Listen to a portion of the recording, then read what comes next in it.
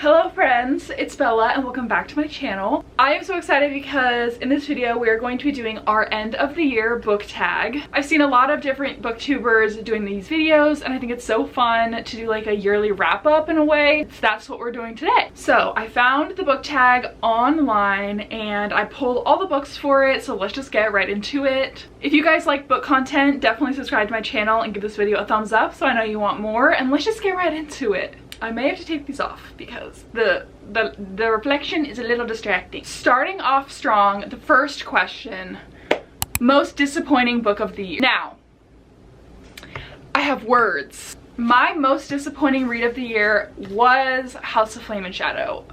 Let's talk about this. In no way was this the worst book I read this year. In no way do I hate this book, but unfortunately I do feel like the hype surrounding this book was a little too much, and I think it came from fans. I think it came from the publisher. I think it came from Sarah herself. I think the hype around this book got a lot of people expecting one thing out of it and it went a totally different way. And so unfortunately for me, this was my most disappointing read of the year. I'm pretty sure I still gave it like 3 or 4 stars, but I just had such high hopes for this book and it did really let me down. So, number 1. Second is most underhyped book of the year, and I'm very passionate about this. I chose The Love of My Afterlife by Christy Greenwood. This was one of my favorite books I read this year. Literally the entire time I was giggling, kicking my feet. I think the story is so fun. If you like The Good Place, it was very reminiscent of that and just like the quirky, happy, uplifting sort of vibe. Basically about a woman who dies and she wakes up in the afterlife and she is given a chance to go back down to earth to try to meet her supposed soulmate, and if she can get him to kiss her by a certain date then she can stay alive, but if she doesn't then she will return to the afterlife. And it is so fun, and if you have not read this book I definitely recommend it. And I also loved the cover. I almost put this for favorite cover of the year because it's just so cute. Next I have most overhyped book I read, and I'm just gonna say it was Quicksilver, okay, by Callie Hart. I actually just read this last month. If you're on Book Talk, you're probably like me where you see like a million people talking about this book, being like, this is the new book, like Book Talk claims this as the new romantasy book, you know, this is better than every other fantasy book I've ever read. And so I was like, okay, let's do this thing. And while I really enjoyed it and I thought it was a, you know, unique storyline and unique magic system and the characters were fun, in no way do I think it was as hyped as the internet made it seem. I'm pretty sure I gave it 3.5 stars. I remember like only a little bit even about this book. It didn't stick with me, so I don't think it was as good as everyone hyped it to be. I'm kind of excited to see where the story goes. Maybe I will regret saying these words in a few years when more of the story has come out, but this just did not do it for me like I thought it would. Book that surprised you. A Tribute to Fire. This just came out. This was actually the first ever ARC I was sent, and so it is really special to me because of that reason. I went into this being excited because it was a fantasy story with a hint of romance, but I in no way was like super excited to read it. Like, I put it off for a few months actually because it never sounded, you know, I am a mood reader, and so never was I like, oh my gosh, I want to read that. And one day I just decided to read it. I read it and I actually ended up loving it. It is so good and lots of twists and turns and left off on a huge cliffhanger, and it's so good. It's basically about this girl is a princess of a dying desert nation, and part of her nation is every year 2 people are sacrificed to this goddess that cursed their land, and part of this is 2 maidens have to race from like the docks to this priestess temple, and they're being hunted as they do it, and if they make it to the temple they are able to be saved and they are able to survive, and if they don't make it to the temple they die. And no maiden has ever made it to the temple alive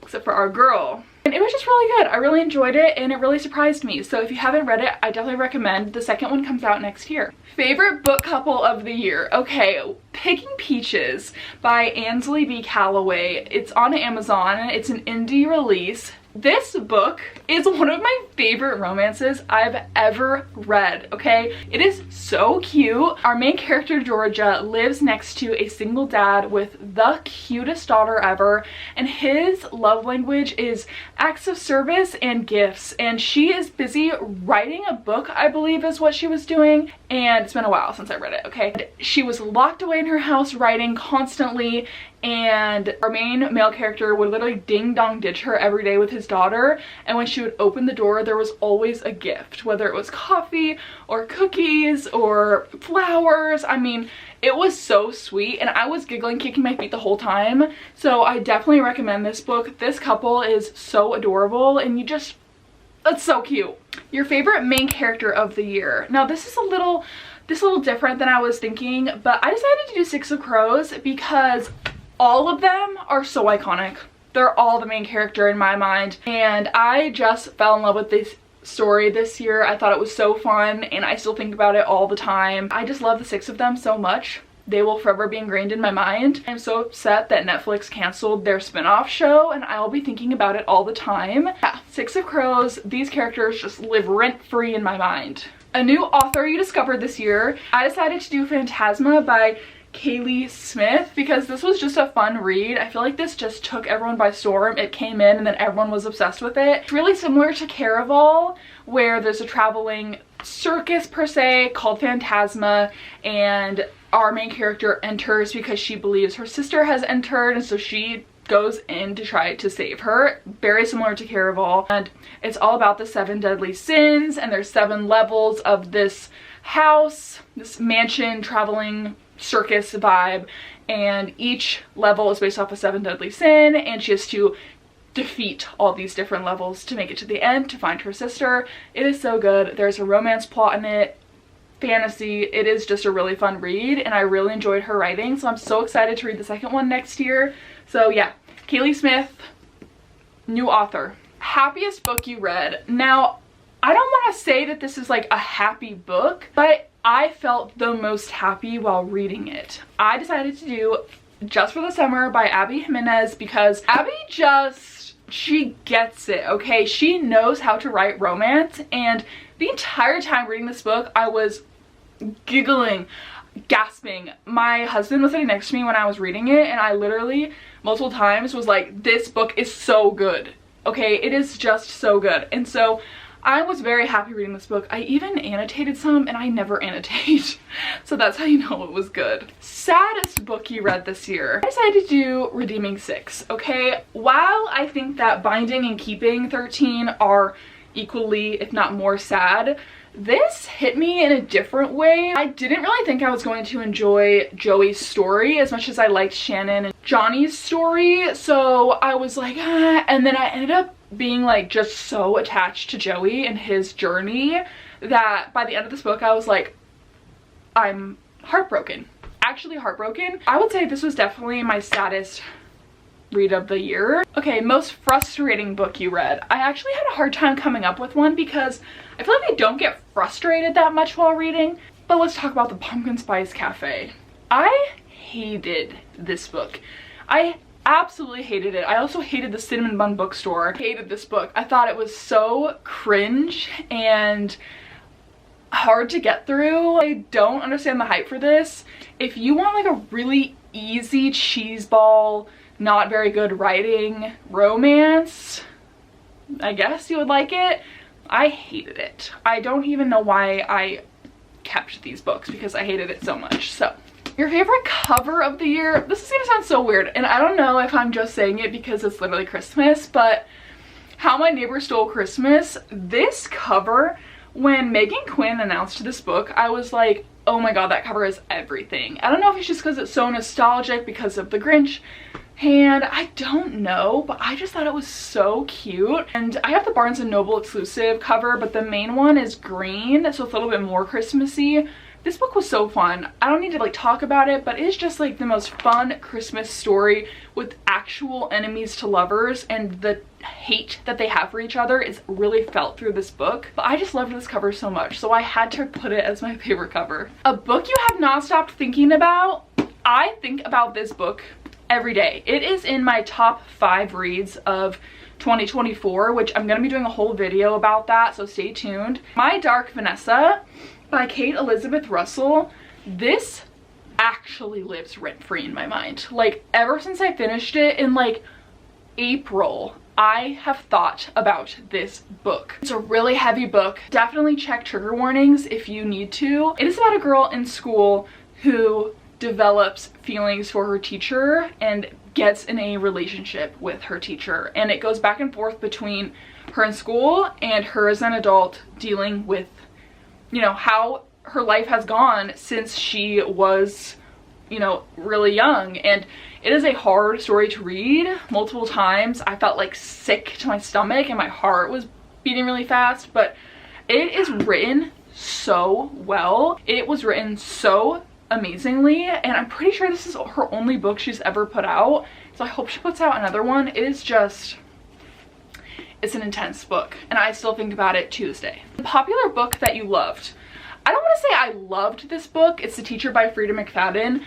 I don't want to say that I like was in love with this book, but everyone hates this book for some reason, and I actually liked it. And I'm a Frida kind of hater, where it's like I like about 20 to 30% of her books that I read, and this was the first one that I actually really enjoyed, and I'm not sure why everyone hates it so much. So I felt the need to put it in here because I actually really enjoyed it. I'm pretty sure I gave it 4 stars, which is the highest rated Frida book I've ever read.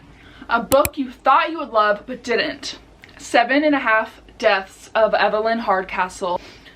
Man, I had such high hopes for this book. When I went into it, I was like, okay, it's about this girl named Evelyn, and she has 7.5 days to figure out who kills her.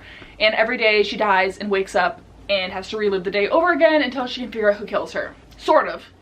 But it's not Evelyn trying to figure out her death. It is a separate character, and the premise is so good. Like, this character trying to solve this death wakes up every day in a different body of someone related to the story. It's about a party that happens, and Evelyn dies at the end of the party, and so this guy wakes up every day in a different body, living a different perspective with different people, trying to figure out who kills Evelyn. Great story, great idea, great plot. I don't know why I didn't like it. I could not get through it. It took me like triple the amount of time to read this as it does for other books. It took me like a week and a half when normally I read books in literally a day. So this was a huge letdown for me. I think I rated it 2.5, maybe 3 stars. Book you read this year that you would reread. I read Lost and Lassoed, and I'm changing it. Swift and Saddled, which is the 2nd book in the Rebel Blue Ranch series. And I read it immediately after Done and Dusted. And so I like closed Done and Dusted and immediately picked up Swift and Saddled. And so to me, this felt like a repeat of Done and Dusted, and my review on Goodreads was like, okay, copy and paste, like nothing unique about this at all. And I just read Lost and Lassoed and loved it. I mean, Lila Sage just knows how to write romance, and I was like, why did I hate this book so much? And I genuinely think it's because I read them back to back. Like, I should have read them separate. So I want to read this just so I can get a new perspective on it, because I'm probably gonna love it. So I want to reread this really bad, just so I can come in it from fresh eyes, not fresh off of Done and Dusted, and rate it higher than 2 stars. And then the last question, book you wish you got to this year, and I put Apprentice to the Villain. I loved Assistant to the Villain. If you guys have watched any of my recent videos talking about TBRs or books I'm avoiding or any sort of video like that, you would know that I mentioned this book in every video. I loved Assistant to the Villain so much. It is the most fun and quirky fantasy read you'll ever read, with romance in it too. I don't know why I didn't read this book this year. I think that I need to reread Assistant to the Villain, because while I remember loving it, I don't remember much else. I don't remember anyone's names. I don't remember where the book ended off, nothing. So I wish I read this year, but I'm gonna get to it next year. I just need to reread Assistant to the Villain, and then I will get to this. Anyway, that is my end of the 2024 year book tag. There are so many videos I want to make about the books that I read in 2024. I want to do, you know, all my 5-star reads, all the books I DNF'd. I want to do like a tier ranking. You know, there's so many books that so many videos I want to do regarding the 2024 season, and hopefully I can get to that. I have the most snuggly, cutest baby girl dog ever. I hope you guys enjoyed this video. I definitely recommend you to make this video if you make YouTube videos and want to do a book tag.